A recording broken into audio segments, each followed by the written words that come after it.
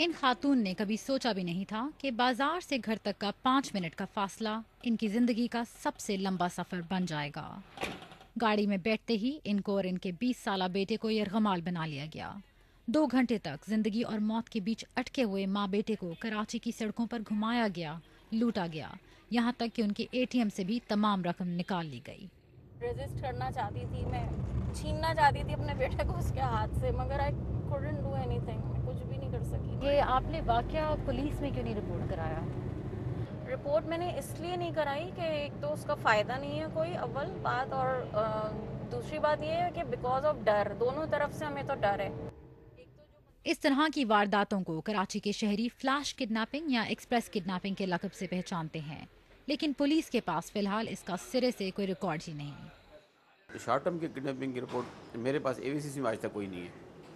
अब वो उसकी वजह ये भी हो सकती है कि वो बंदा जो जो जो किडनैप हो जाता है और थोड़े पैसे 50,000 लाख रुपए दे के अगर वापस आ गया तो वो थाना कचहरी और उस कोर्टों के चक्कर में नहीं पड़ना चाहता, वो रिपोर्ट ही नहीं करता। कराची में किसी के लिए भी किसी को अगवा करना एक आम सी बात हो गई है। जैसा कि इस सीसीटीवी फुटेज में नजर आ रहा है, अगवा करने वाले पुलिस तक का रूप धार कर खुलेआम वारदातें कर रहे हैं। पुलिस का कहना है कि अगवा की इस खौफनाक नई तर्ज की रिपोर्ट्स उन तक नहीं पहुंची, लेकिन कराची में नबीद खान जैसे प्राइवेट सिक्योरिटी कंसल्टेंट्स कहते हैं कि ऐसी वारदातों के मगवी उनसे राब्ता कर चुके हैं। इस तरह के केसेस में पुलिस ज़्यादा हेल्प कर भी नहीं सकती है जब तक उनको कोई लीड्स ना मिले। तो इसमें विक्टिम सिर्फ ये कर सकते हैं या पोटेंशियल विक्टिम्स ये कर सकते हैं कि वो अपने आप को एक हार्ड टारगेट बनाएं, इस तरह की लोकेशन से अवॉइड करें। अगर वो एटीएम जाना चाह रहे हैं तो किसी सिक्योर एटीएम पे जाएं, ज़्यादा अपनी ज्वेलरी डिस्प्ले ना करें, किसी ऐसी जगह पे ना जाएं जहाँ पे वो ट्रैप हो सकते हैं। अगवा बराए तावान की इंडस्ट्री गुज़श्ता सालों से कराची में बढ़ती नजर आ रही है। पिछले 8 माह से एसएसपी खोसो इस जुर्म के ताकुब में हैं। सिटीजन पुलिस के चीफ अहमद चनॉय इस वक्त भी एक सर्च ऑपरेशन में इनके साथ हैं। वजीर से मेरी बात हुई, सारा जो है वो अपना नंबर्स वगैरह को चेक करवाए। सीपीएलसी पुलिस को जदीद टेक्नोलॉजी की सपोर्ट फराहम करती है, लेकिन अलमिया ये है कि बहुत से लोग सीपीएलसी से तो बात कर लेते हैं लेकिन पुलिस से नहीं। अब भी माहिरीन का कहना है कि 50% अगवा के केस रिपोर्ट तक नहीं हुए। खोसर कहते हैं पुलिस के लिए इस जुर्म को ख़त्म करना कराची के बाकी मिसाइल की तरह एक पेचीदा अमल है। आधा कराची जो है हमारा वो नोगो एरिया में है।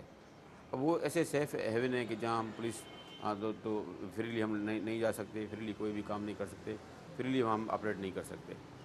और अगले जो किडनैपर्स हैं उनकी यही कोशिश होती है कि हम ऐसे सेफ हेवन में किडनैपिंग को भी रखें। ताहम इस साल तकरीबन 70 से ज़ायद अगवा के केसों पर एफआईआर दर्ज हुई है और 22 मुल्ज़मान कानून की गिरफ्त में भी आ चुके हैं। शायद ये भी एक वजह है कि शहर में एक्सप्रेस किडनैपिंग की वारदातें बढ़ रही हैं, जिसमें मुल्ज़िम को ज़्यादा मनसूबाबंदी नहीं करनी पड़ती। बाजार से घर तक के मुख्तसर सफ़र के दौरान कराची का एक आम मिडिल क्लास शहरी अपना साजो सामान और अपना एहसास तहफ़्फ़ुज़ दोनों गंवा सकता है। बहुत सारे लोग फ्लैश किडनैपिंग का शिकार हुए हैं, लेकिन इस हद तक डरे हुए हैं कि हमसे कैमरे पर बात करने को तैयार तक नहीं थे। पुलिस में रिपोर्ट कराना तो दूर की बात है। इन लोगों की इनफरादी दहशत का यह आलम शायद इस बड़े शहर के जुराइम और बाकी मिसाइल में खोकर रह गया है। सवाल ये है कि इस मुल्क में पुलिस भी है, अदलिया भी और अवाम के लिए कुछ करने के दावेदार हुक्मरान भी।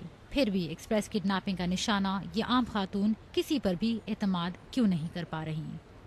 सबा एहसास, BBC न्यूज़, कराची।